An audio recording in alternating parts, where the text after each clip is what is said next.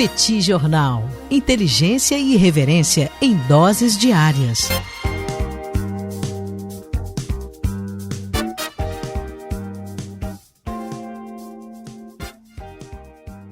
Olá, gente. Bem-vindos, bem-vindas ao Petit Jornal. Esse é o bate-papo número 966.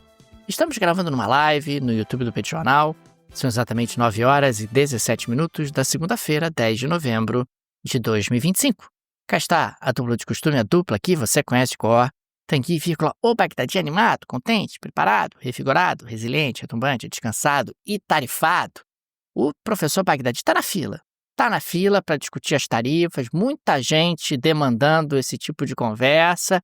E o professor Bagdadi, que achava-se muito especial, parece que não é tão especial quanto ele achava. Mas está lá, lutando para tentar, de alguma forma, buscar uma solução para essas tarifas. E temos também Daniel Souza, que é esse que vos fala. Ao longo dos próximos minutos, vamos repercutir os principais acontecimentos internacionais dos últimos dias, né? Esse é o Petit Jornal retornando aqui nessa segunda-feira. Tudo bem, Tanguy? Vamos a isso? Tudo bem, Daniel Souza? Vamos lá para esse bate-papo 966. Um prazer estar aqui mais uma vez, Daniel, iniciando mais uma semana. Deixo aqui as boas-vindas a você, Daniel Souza, que já se apresentou, e a todo mundo que acompanha a gente também aqui no YouTube. Sejam todos muito bem-vindos e todo mundo também que acompanha a gente pelo podcast. Um prazer, uma honra ter vocês todos aqui conosco. Daniel Souza, a gente vai ter uma cena, no mínimo, curiosa hoje, né? Porque o presidente da Síria, né, o Ahmed al-Shara, ele será recebido na Casa Branca por Donald Trump. Quero lembrar que até pouquíssimo tempo, Shara era um procurado dos Estados Unidos da América pelos seus envolvimentos com a Al-Qaeda, né, na origem da sua carreira, vamos dizer assim, e depois ele fundou um grupo que também foi considerado terrorista pelos Estados Unidos, que é o Hayat Tahrir al-Sham. Desde o final do ano passado, né, desde o final de 2024, ele deixou de ser considerado terrorista a partir do momento em que ele conseguiu derrubar Bashar al-Assad, né? Então Bashar al-Assad foi para o exílio na Rússia, né? Então está lá na Rússia, deixou de ser presidente depois de muito tempo. Ele passou 24 anos, quase 25 anos como presidente da Síria, deixou de ser presidente e os Estados Unidos iniciaram um processo de diálogo, né? Particularmente a partir do momento em que Donald Trump assumiu a presidência. Ele vai estar hoje na Casa Branca. A gente vai repercutir os resultados desse encontro mais para frente. Agora, a gente já teve alguma antecipação, né, Daniel, com relação às sanções que foram impostas sobre a Síria, né? Sanções históricas impostas sobre a Síria. Me conta aí. Pois é, Tanguy. Na última sexta-feira, os Estados Unidos e o Reino Unido anunciaram a suspensão das sanções contra o presidente sírio, o al-Shara, um dia após o Conselho de Segurança da ONU adotar decisão semelhante. A medida abre caminho para a primeira visita de um chefe de Estado sírio aos Estados Unidos, que está marcada para essa segunda-feira, quando Shara se reunirá com o presidente Donald Trump na Casa Branca. Segundo Washington e Londres, as sanções também foram retiradas do ministro do Interior sírio, anteriormente classificado como terrorista global, especialmente designado. A União Europeia indicou que seguirá a decisão da ONU, embora restrições ligadas a armas e segurança permaneçam em vigor. A decisão simboliza um grande realinhamento diplomático, né? Porque a gente está falando de uma liderança que no passado foi ligada, inclusive, à Al-Qaeda e que tem passado aí por um rebranding depois que chegou ao poder, né, depois da queda do Bashar al-Assad na virada de 2024 para 2025. Desde então, o governo sírio tem tentado essa reaproximação, o fim do isolamento econômico e a reintegração de Damasco ao sistema financeiro internacional. Do ponto de vista econômico, a retirada das sanções abre espaço para a retomada de investimentos ocidentais e a reconstrução de infraestrutura e energia na Síria, estimada em algo em torno de 250 bilhões de demanda reprimida, o que traria aí uma série de oportunidades. Para Trump, o gesto reforça sua estratégia, né, de diplomacia transacional, utilizando, né, sanções como moeda de troca em acordos regionais e internacionais e como sinal de reaproximação entre Washington e Oriente Médio. Na prática, também é uma tentativa de trazer a Síria para a esfera de influência do Ocidente. A Síria, que durante muito tempo acabou sendo ali no Oriente Médio uma base russa. Continua sendo, num certo sentido, os russos continuam ali com uma presença militar na Síria, ninguém vai tirá-los de lá, mas você ter ali uma proximidade em relação ao novo governo da Síria acaba sendo algo bastante importante, acaba sendo algo que traz muitas implicações. E quando você pensa nesse volume de investimentos, é, sem dúvida alguma, um grande volume de oportunidades. Afinal, a Síria foi devastada por uma guerra civil durante um período bastante longo, você tem uma infraestrutura completamente destruída e a reconstrução traz muitas oportunidades. É um país populoso, é um país que tem uma posição estratégica, é um país que pode, inclusive, mudar de maneira definitiva o equilíbrio de poder na região, o equilíbrio de poder no Oriente Médio.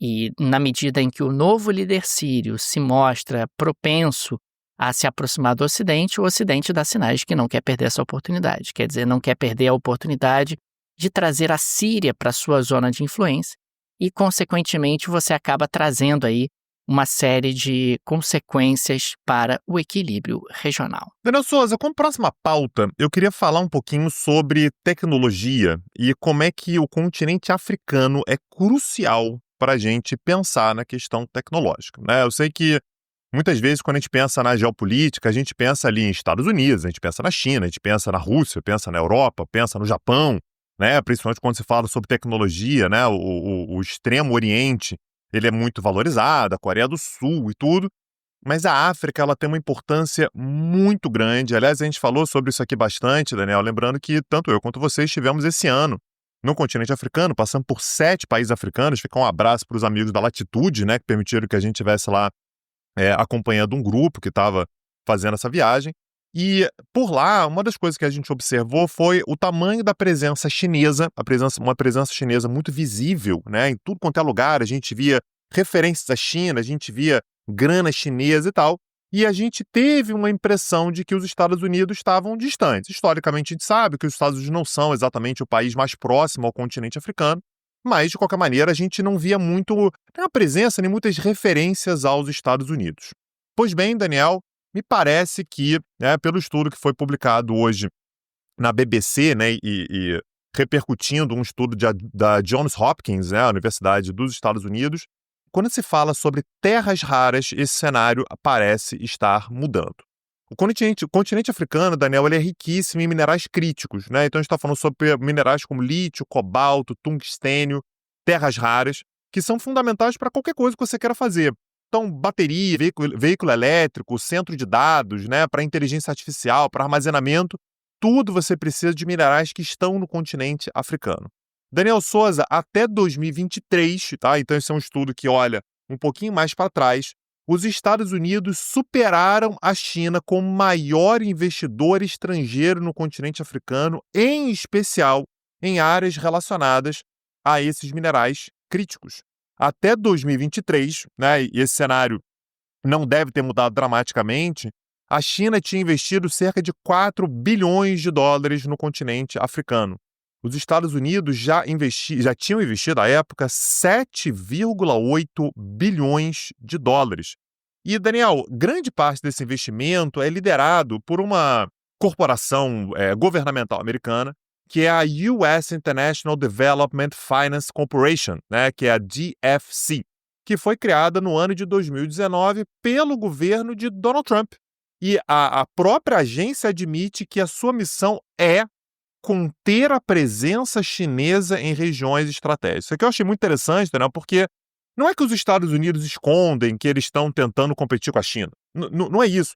Eles estão dizendo abertamente que o objetivo é impedir que a China tenha controle sobre minerais críticos, sabendo, né? E tem muita clareza disso, a China também tem muita clareza disso, que a próxima fronteira, na verdade, nem na fronteira futura, né, Daniel? É a fronteira atual, agora, né?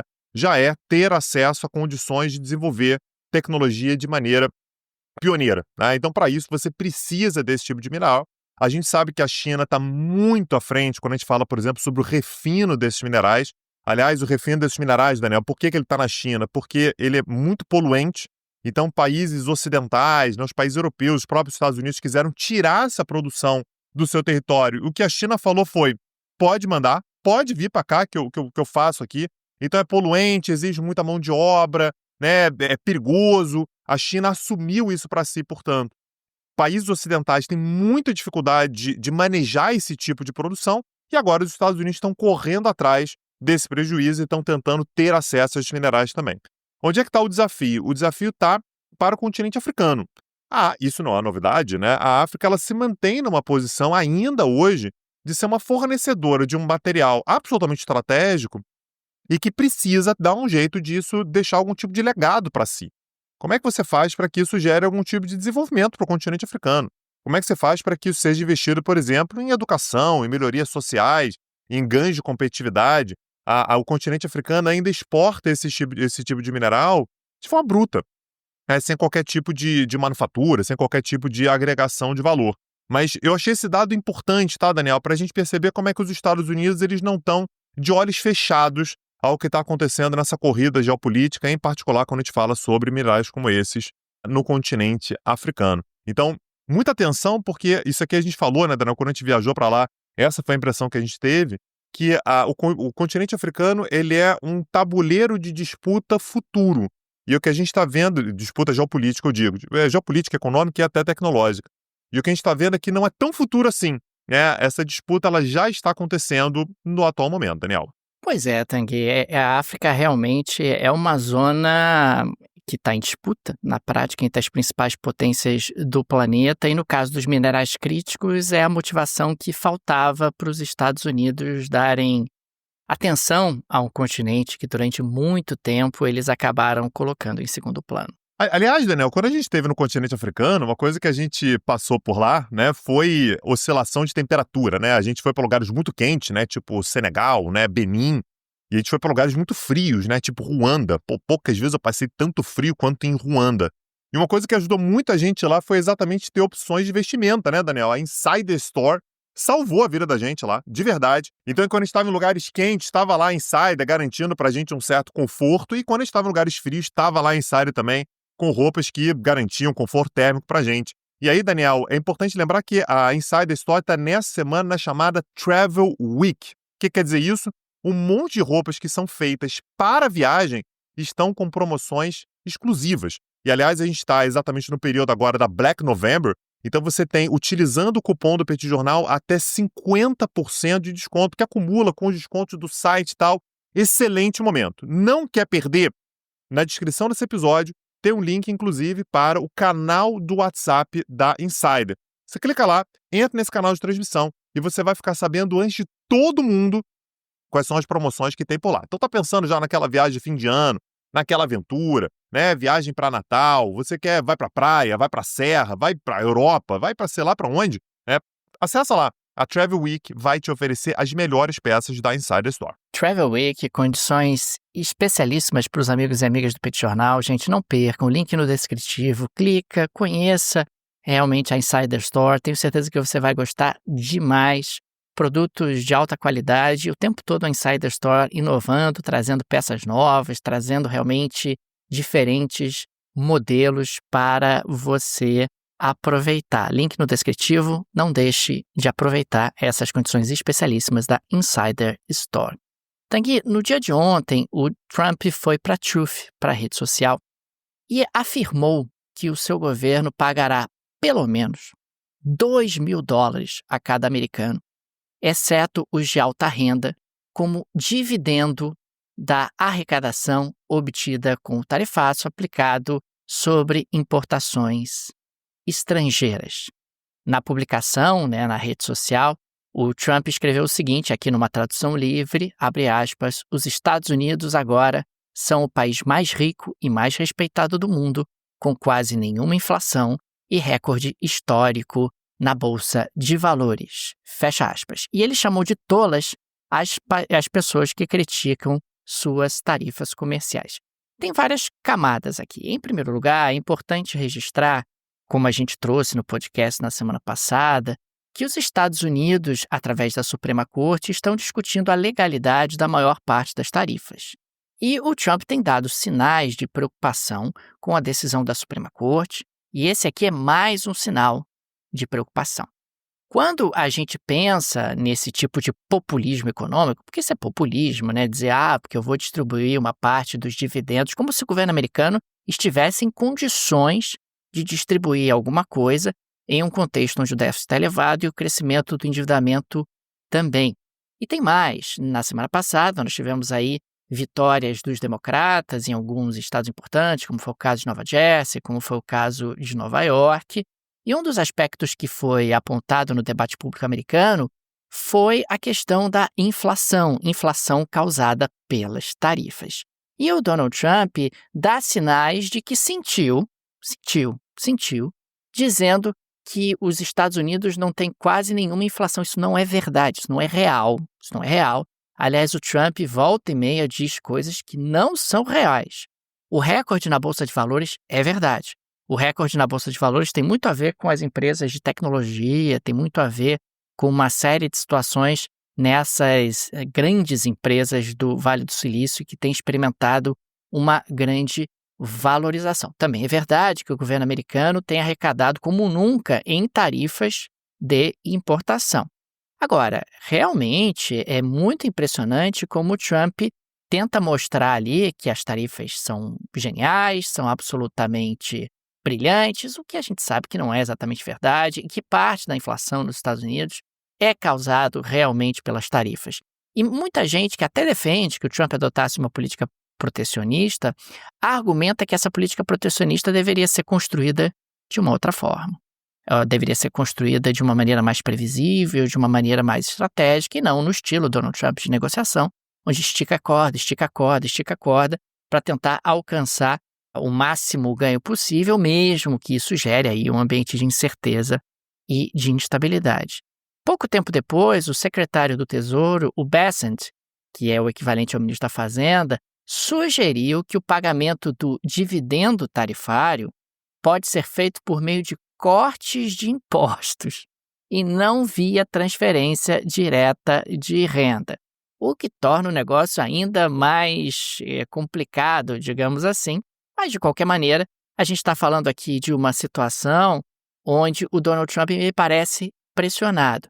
Há uma percepção, e o noticiário americano nesse sentido mostra de maneira muito evidente, que o Trump talvez tivesse atingido um topo e que tem começado a perder força, seja por conta de aspectos relacionados à popularidade, seja por conta de aspectos relacionados a uma robustez institucional, digamos assim, como é o caso da Suprema Corte, que começa a sinalizar que talvez, quem sabe, eventualmente possa colocar algumas travas a essa tentativa do Donald Trump de alargamento do seu poder. E agora vem essa, que, olha, como a tarifa é maravilhosa, eu estou arrecadando tanto que eu vou até distribuir uma parte do dinheiro com vocês. Olha que coisa genial, essas tarifas que estão sendo cobradas pelo meu governo, tarifas que não estão gerando quase nenhuma inflação, tarifas que estão sendo associadas a uma valorização do mercado de ações espetacular, o que nos Estados Unidos é algo que mesmo pessoas de renda mais baixa acabam sentindo, porque o mercado de capitais é muito difundido na sociedade americana. E claro, você olha para isso e pensa, Donald Trump sentiu nesses últimos dias a pressão, não só em termos de popularidade das pesquisas que foram divulgadas nos últimos dias, como também a questão das urnas que também foram vistas nos últimos dias. A ver onde é que essa história vai terminar, não é impossível que o Trump amanhã esqueça isso e finja que não disse, mas de qualquer maneira você tem aí algo que chama bastante atenção, o Trump prometendo bônus, dividendo tarifário, dinheiro a distribuir para os americanos, uma parte do que teria sido arrecadado aí com essas tarifas. Agora, se ele distribuir o dinheiro que foi arrecadado com as tarifas em parte perdem o sentido de reduzir o déficit americano, que era um dos argumentos que também foi utilizado nos últimos meses. Agora, Daniel, eu queria usar um pouco da sua criatividade. Eu gostaria de que você trouxesse, por favor, alguns adjetivos que Trump utilizaria se essa ideia fosse dos democratas, né? Distribuir dinheiro e tal. O que diria Donald Trump na oposição, Daniel Souza? Me conta. Socialismo, comunismo, você está dando dinheiro para os losers, você é um irresponsável, você é um calhorda, um cretino.